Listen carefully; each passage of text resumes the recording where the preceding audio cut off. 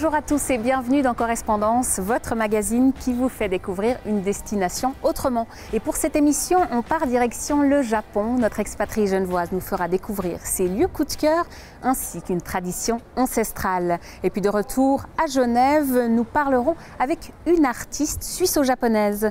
Alors restez avec nous parce que tout de suite, on s'envole pour l'Empire du Soleil Levant y retrouver Anya Siebold qui partage avec nous son Tokyo.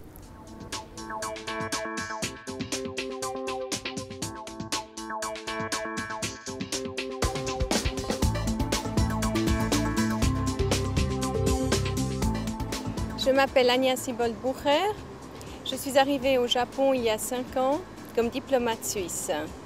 Je suis née à Genève où j'y ai passé toute ma jeunesse. Je garde des liens avec Genève, des liens amicaux, des liens de famille. J'ai quitté Genève après mes études. Heureusement, beaucoup de mes amis sont venus me visiter depuis que je suis arrivée au Japon. L'agglomération de Tokyo est la plus grande au monde. Comme toute mégapole, la vie est intense, la vie fonctionne 24 heures sur 24. Ce qui est exceptionnel à Tokyo, à mes yeux, c'est la qualité de l'air qui est identique à celle de Genève, le fonctionnement parfait des infrastructures, la sécurité et la propreté.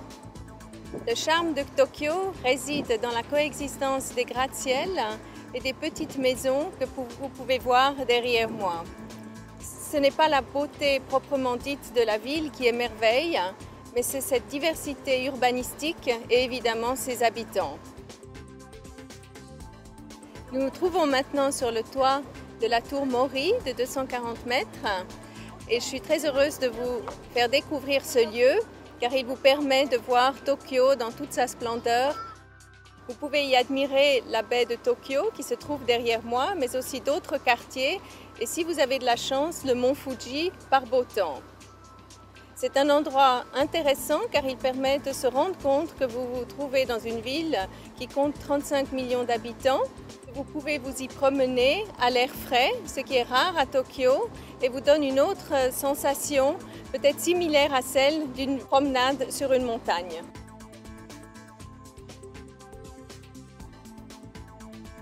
Nous nous trouvons au musée Nezu. Le musée Nezu est un petit bijou au cœur de Tokyo et qui offre un jardin magnifique qui pourrait être un jardin de Kyoto avec des petits ponts, des maisons de thé. Donc après avoir visité une collection d'art, vous avez le loisir de vous promener dans le jardin qui est fortement apprécié par les Japonais et les visiteurs à Tokyo. Vous êtes au milieu d'une ville de 35 millions d'habitants et vous avez un jardin qui offre la possibilité de longues promenades. Et le lieu symbolique tout proche du sanctuaire Meiji en fait également un lieu particulier. Meiji était l'empereur qui a ouvert le Japon en 1868, qui a ouvert le Japon au monde. Je vous ai emmené ici parce que c'est un musée que je fréquente régulièrement et j'adore me promener et trouver l'occasion de découvrir des collections d'art de toute première importance. Le jardin est un lieu de repos. Ce fut une belle coïncidence que d'avoir rencontré Yasmine et André Brochberg au musée Nezu. Comment ça va? C'est vrai que c'était rigolo, quoi. On choisit quel acier, et après ils font des traitements, je ne sais pas si tu as vu. Ce musée a été rénové il y a 5 ans par un célèbre architecte, Gengo Kuma, qui est un architecte également mandaté par l'école polytechnique fédérale à Lausanne pour construire un pavillon. D'un côté, il n'est pas facile d'accéder aux Japonais à cause de la barrière linguistique, mais de l'autre, grâce à leur sens inné de la politesse, certaines différences culturelles peuvent être amoindries. Une autre chose frappante, c'est leur sens collectif. Il y a une grande harmonie sociale au sein de cette société. Nous nous trouvons dans la maison de ma professeure de cérémonie de thé. En tant qu'étranger, il est rare d'être invité dans les domiciles des Japonais, notamment à cause des raisons de place. Ma professeure reçoit tous les jours des élèves japonais Et j'ai le privilège d'être invitée comme étrangère à joindre ce groupe qui est un groupe d'élèves très avancé. Il faut savoir que la cérémonie de thé s'étudie une vie entière. J'ai une grande admiration pour ma professeure de cérémonie de thé qui a eu la patience de m'initier à cet art. Elle a à la fois un grand sens de l'humour, elle a la maîtrise du maître et en même temps assume transmettre l'aspect de la spiritualité de la cérémonie du thé. La cérémonie de thé est ce qu'il y a de plus profond dans la civilisation japonaise. D'origine chinoise, le Japon l'a accueilli au XVIe siècle. On apprend à être présent pour son invité. Son esprit ne doit pas se laisser distraire par d'autres choses, c'est silencieux. Donc c'est tout l'environnement qui est un apprentissage et dans lequel on entre vraiment dans l'esprit du Japon. Ce n'est pas seulement une suite de mouvements. Donc c'est cette expérience spirituelle et esthétique qui m'intéresse avant tout dans l'apprentissage de la cérémonie de thé. Ce qui vaut la peine de découvrir Tokyo, c'est pour voir comment peuvent vivre 35 millions de personnes sur un espace aussi limité de manière harmonieuse et en toute sécurité. C'est une performance en soi, unique.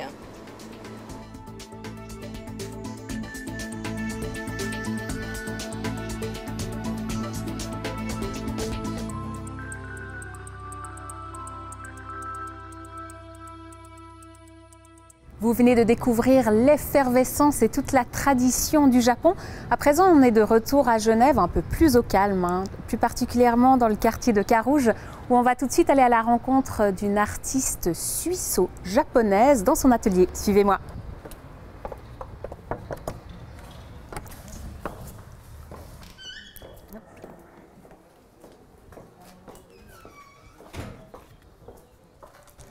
Bonjour Yachi, comment allez-vous? Oui, ça va, ouais. Vous êtes artiste, peintre, illustratrice, graphiste. Expliquez-moi un petit peu où est-ce qu'on est aujourd'hui. Aujourd'hui, c'est un vieux Carouge, bon, dans mon atelier, voilà. Dans votre atelier, qu'est-ce que vous y faites ici? Ici, je fais de aquarelle et puis de peinture d'huile. Et puis, vous avez justement édité un livre Oui. l'année passée qui s'appelle Yachi, Oui. peintre et graphiste Oui. entre Japon et Helvétie. Vous prenez un petit peu vos racines japonaises Voilà. et puis votre vie, parce que ça fait 38 ans que vous êtes ici Voilà. en Suisse pour peindre. En Suisse, j'ai fait aquarelle, mais en ancien temps, j'étais graphiste. C'est pour ça que j'ai mis aussi toutes les illustrations que j'ai fait en Suisse et au Japon. Parlons un petit peu plus particulièrement de vos origines. Vous êtes originaire de la ville de Tokyo, Oui. c'est ça? Oui, oui. Quel souvenir marquant est-ce que vous avez de cette ville? Moi, depuis ma naissance, je suis à Tokyo. Quand je suis arrivée à Genève, pour moi, c'était comme un jardin dans la boîte. C'était tellement petit, j'étais un peu choquée. Un peu choquée, Ouais, j'imagine. Et puis, qu'est-ce que, pour vous, Tokyo a de spécial, d'unique? Très vivant. Il y a beaucoup de choses, activités, et puis il y a tellement de gens, mais c'est assez propre. Et puis moi, j'aime beaucoup aussi aller à la mer. Et puis, est-ce qu'à Tokyo ou au Japon, est-ce que vous avez un petit peu des endroits à recommander qu'il faut absolument aller voir? Peut-être c'est pour un choc pour les jeunes européens. C'est à Shibuya qu'il y a peut-être 1000, 2000 personnes qui attendent un carrefour pour traverser. Et puis tout d'un coup, c'est tous les gens qui croisent comme ça. C'est on dirait 1000 fourmis. Ça, c'est assez rigolo. Et puis sinon, un lieu un petit peu particulier que vous recommandez, qu'il faut absolument aller visiter quand on va à Tokyo? Il faut y aller aussi dans le quartier un peu, le vieux quartier, comme Asakusa.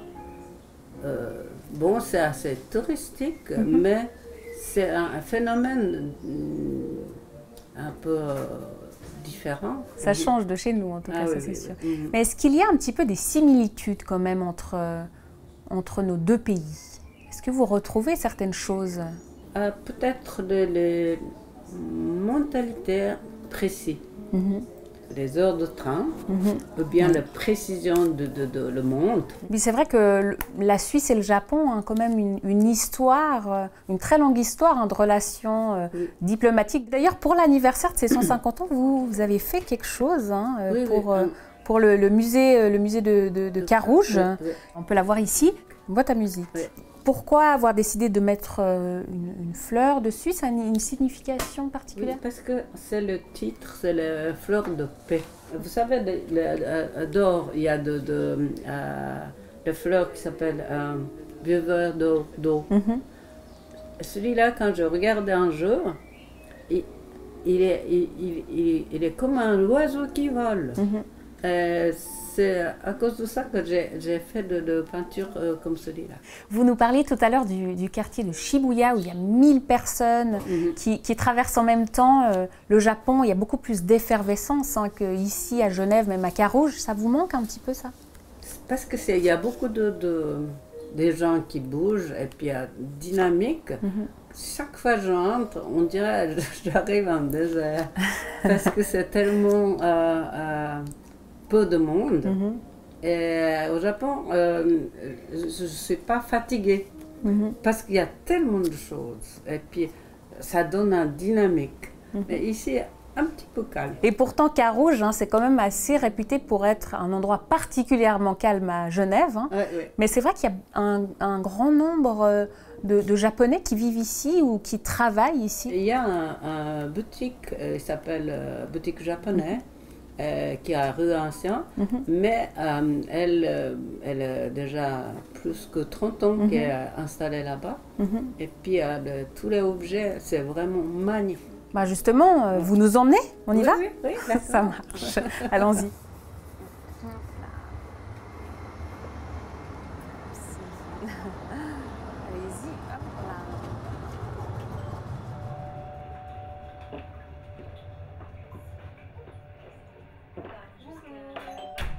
Donc on est arrivé dans cette boutique japonaise que vous vouliez nous montrer.